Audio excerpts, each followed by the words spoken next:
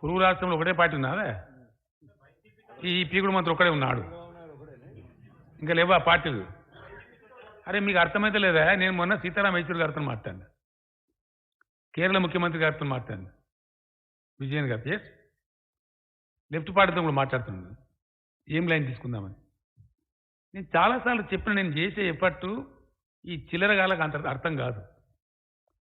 నేను ఎల్లుండి పూజకి వరకు రావాలని రిజల్ట్ అని నేను కోరతలేను. రావచ్చు, it may take time. I have patience. నేను ప్రారంభించింది ఒక మహాయజ్ఞం. ఈ అర్భక రాజకీయ నాయకులకు, ఈ చిల్లరగాళ్లకు అర్థం కాదు. నేను మాట్లాడుతున్నది, నేను ఆలోచిస్తున్నది మొత్తం దేశం గురించి. సారీ, ఏమనుకోవద్దు. చాలా బాధ్యతను కూడుకున్న పని చేసి ఏదో ఆరాకిరి చేసి ఇద్దరు ఎంబడి పెట్టుకుని ముగ్గురు ఎంబడిపోయి, ఈయన ఎంబడొచ్చి ఆయన ఎంబడిపోయి కత్తర బిత్త అట్ట కాదు కదా.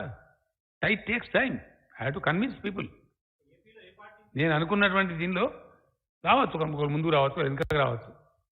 ఇదే చంద్రబాబు నాయుడు తెలంగాణకు చేయాలని లేదండి, అనిపించలే మేమే. సమైక్య రాష్ట్రంలోనే సమగ్రాభివృద్ధి అని తొడలు కొట్టి మెడలు కొట్టి కథ చెప్పిన చేయి తెలంగాణ అనలే, అనిపించినామా లేమా? అట్టి టైం పడుతుంది. నేను ఏమంటున్నా అంటే, దానికి అంతా మేము ఆర్తి, మేము చంద్రబాబు నాయుడు లాంటి పార్టీ కాదు, దిక్కుమాలని తనకు ఆలోచించాం. ఒక సిద్ధాంతం, ఒక పెద్ద పద్ధతి అనుకున్నప్పుడు 100% దాని ఒక ప్రాతిపదిక ఏర్పడాలి. అల్టిమేట్గా అది దేశ ప్రజలకు లాభం చేయాలి. మేము ఎటువంటి ఎజెండా కంపల్సరీ క్రియేట్ చేస్తాం, ఈ ఎజెండాను అందుకోవాలి. ఇప్పుడు వేరే పార్టీ అటువంటి ఎజెండా క్రియేట్ చేస్తాం. మా ఎజెండా చెప్పినా బయటికి రాలే కదా. మా ఎకనామిక్ మోడల్ చెప్పలేదు, మా అగ్రికల్చర్ మోడల్ చెప్పలేదు, ఏం చెప్పలే కదా. మేము ఇంకా కన్సెన్సస్ బిల్డ్ చేస్తున్నాం. మేము డెఫినెట్గా ఒక రాజకీయ ఒత్తిడి పెంచుతాం, ఉన్న సోకాల్ సిస్టమ్ మీద పెంచుతాం. దాని ద్వారా రైతులకు లాభం. ఇలా ఎందుకు అవుతుందండి రైతు బంధు? మన రాష్ట్రానికి కానీ నేను జార్ఖండ్లో చూసిపోయినారు. మన రాష్ట్రానికి మన చీఫ్ సెక్రటరీ రోజు 10 ఫోన్లు వస్తున్నాయి. కేంద్ర ప్రభుత్వం తీవ్రంగా ఆలోచిస్తుందని చెప్పి ఇలా అనేక పేపర్ల వార్తలు వచ్చినాయి. త్వరలోనే ప్రకటించబోతున్నాను. సంతోషం కదా. మనం చేసిన స్కీమ్ వల్ల ఒక దేశ రైతాంగానికి లాభం జరుగుతుంది. అంతకన్నా ఏం కావాలా? మేము గట ఆలోచిస్తున్నాం.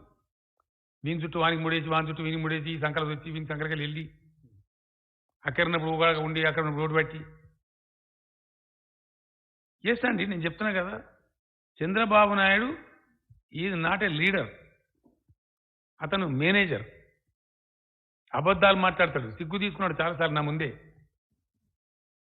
నేను మొన్న కూడా చెప్పిన, నీతి ఆయోగ్ మీటింగ్లో నరేంద్ర మోడీని పొగిడిండు, పొగిడి కూడా సిగ్గు తీసుకున్నాడు. ఏం పొగిడిండు తెలుసా? అందరూ నా పక్కకు అఖిలేష్ యాదవ్ ఇంకా చాలా ముఖ్యమంత్రులు ఉన్నారు. ఏం పొగుడతాడు? మొట్టమొదటిసారి ఒక ముఖ్యమంత్రి ప్రధానమంత్రి అయింది కాబట్టి రాష్ట్రాలకు నిధులు పెంచిన అన్నాడు. నా పక్కన అందరూ ఏకే పాగలేకే ఆదమే ఇట్లా అన్నారు. మీ దగ్గరికి వెళ్ళి పివి నరసింహరావు అయింది కదండి. పివి నరసింహరావు సీఎం ఉండే పీఎం అయిండు. ఎంతమంది ఆయన వీపీ సింగ్ అయిండు, చరణ్ సింగ్ అయిండు, మొరాజ్ దేశాయ్ అయిండు. ఇట్లా మాట్లాడతాడు ఏంటంటే అడగోలు అంటే గట్టిగా మాట్లాడతాను నేను చెప్పి ఏం చెప్పాలి? వాళ్ళు అన్నారు తెలుసా, అయితే ఏ ఆద్మీ ఐసా బోల్తా ఐసే బోల్తా అంటే ఇతనే దీన్ని కైసా సాహే భయ్ అంటే ఇన్ని రోజులు మీరు ఎట్లా భరించిన ఉన్నారు? ఐసే లోగోं को कैसा सहे तुम लोग गा कैरेक्टर गा